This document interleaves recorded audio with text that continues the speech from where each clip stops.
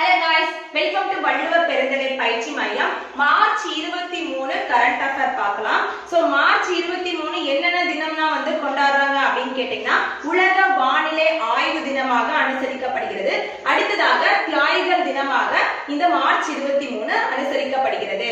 அடுத்ததாக 2026 முதல் டிஜிட்டல் மக்கள் தொகை கணக்கெடுப்பு அறிமுகப்படுத்துறாங்க நம்ம இந்தியால.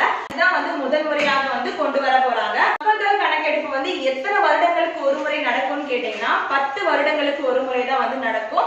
லாஸ்டா 2011ல மக்கள் தொகை கணக்கெடுப்பு பண்ணாங்க. 2021ல மக்கள் தொகை கணக்கெடுப்பு நடத்திருக்கணும். ஆனா கோவிட்னால நடத்தல.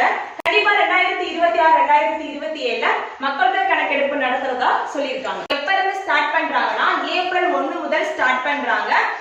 இதனோட சின்னங்களாக பிரகதி அப்படின்றது பெண்ணாகவும் விகாஸ் அப்படின்றது ஆணாகவும் அறிமுகப்படுத்திருக்காங்க.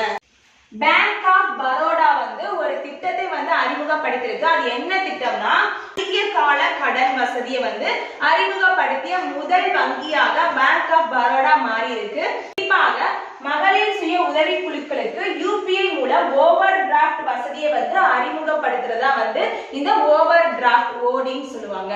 Okay, thank you guys.